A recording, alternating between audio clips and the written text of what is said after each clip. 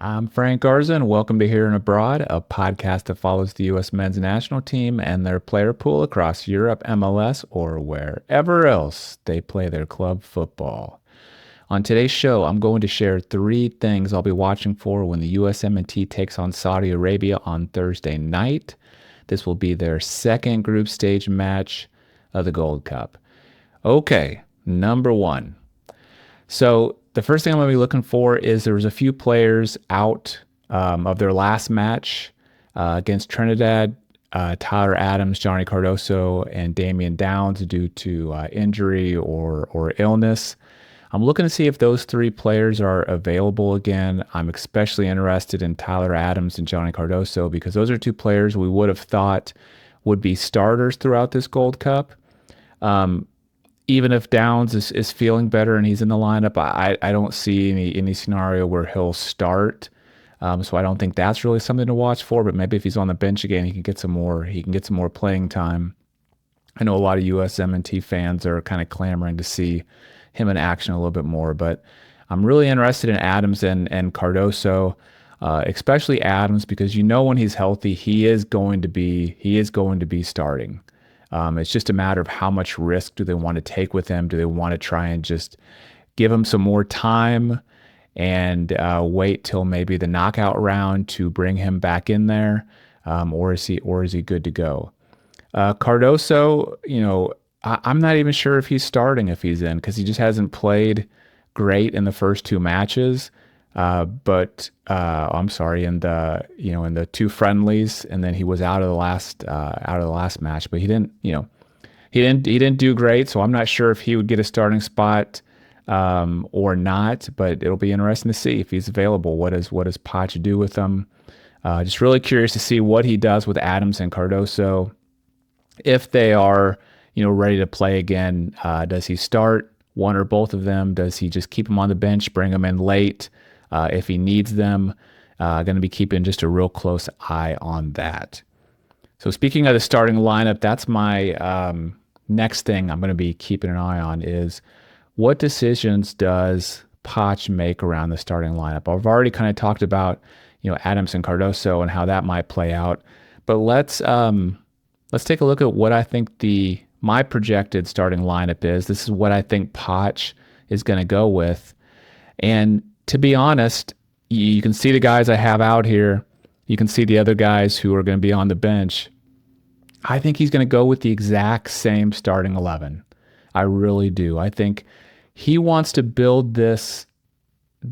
I know he says he doesn't want to change culture or anything, but I think he wants to build this culture around the team of that he wants to reward players for good performances. When they have a good performance, they've kind of won their spot on the team or in the lineup, and that spot's going to be theirs as long as they keep playing well. And so they went out against Trinidad. They dominated them, beat them 5-0. You can say all you want about the quality of the opponent, but they went out there and they did exactly what they were supposed to do. We've seen plenty of U.S. teams go out there against teams that we thought they should beat 5-0. And they beat them 1-0, or they drew, or they even lost. I mean, they've lost to this Trinidad team before. And so they went out there, played great. I'd have a hard time even identifying one of the 11 players that didn't play great. And so I think it's very likely he's just going to roll out that exact same starting 11. I don't think he's going to take any chances with Tyler Adams. He doesn't need him yet. The guys that are in there, they're more than capable of playing against Saudi Arabia and doing well. Why put Tyler out there before he's ready and risk giving him further injury? You could potentially rest him another week or so if you don't play him in the next group stage match either, and then he should be fully fit for the knockout round. So I just don't anticipate him taking much chances or taking much chances with Tyler Adams.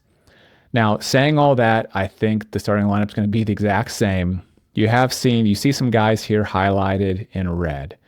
If he does make some changes, here's where I think those changes, might happen. Let's start with Patrick Agyemang up top. I think he's going to stick with Agyemang. He obviously likes him, thinks highly of him. He keeps going with him in key and critical situations. But to be fair, Ajiman had a lot of chances in front of goal against Trinidad that he did not put away. Um, his finishing wasn't great, even though he was in good positions again and again and again. Maybe the fact that he's not finishing is enough for Posh to say, okay, I'm going to put somebody else in there and see if they do finish better. I'm going to give them a chance. And I think the guy I've highlighted here in red that I think he might go with is Haji Wright, because Haji Wright came on as a sub against Trinidad, scored the goal, looked really good. Um, I don't think Poch has played. I think that's the first time I've seen Poch play him as a center forward. Usually I've seen him play him as a winger. So maybe he gives him a chance to kind of reward him for that goal. Maybe he goes with the Brian White to give Brian White a start, even though Brian White hasn't looked great, but he hasn't gotten really a full game to show his stuff yet.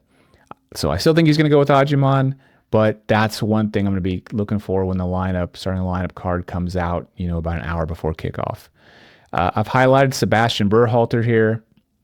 This is just because if, Cardoso, if Adams are ready, he's the one I would expect to come out. If Adams is ready, I think he'll go right in there for Berhalter. If Cardoso is ready, but Adams isn't, I'm real curious to see. Does he go with Cardoso or does he go with Berhalter? I think he'll stick with Berhalter because, again, he played great last game. The team played great last game. Cardoso hasn't been playing great, even though we know he's playing at this elite level, at the club level. So I'm curious to see what he does there. I really think, though, it's either going to be Tyler Adams or Sebastian Berhalter, in that place right there. And then the last one I've highlighted is Max Arfsten, as the left back. He's another guy that it seems like Poch really likes. Poch keeps playing him.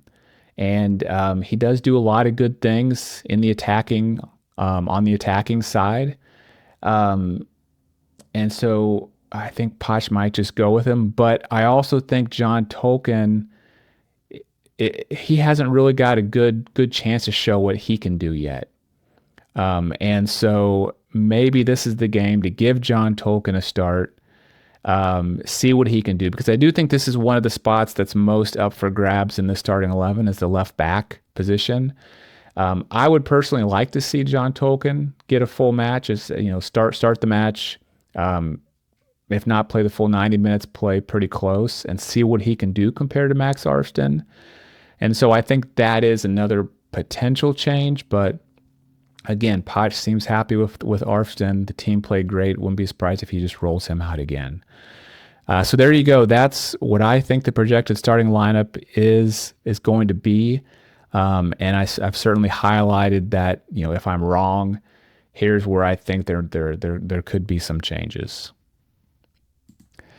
Okay, next thing to watch for. How will they handle a more difficult opponent? Because Saudi Arabia should be a lot more difficult opponent than Trinidad. If you look at the ELO ratings, I like to look at the ELO ratings a little bit more than the FIFA rankings because I feel like they're more data-driven, a little bit more realistic. So Trinidad was ranked 109. Saudi Arabia is ranked 59. The U.S. is ranked 44. So 44, 59, those are pretty close. Yes, it's pretty disappointing to see the U.S. to have fallen all the way to 44, but we are where we are.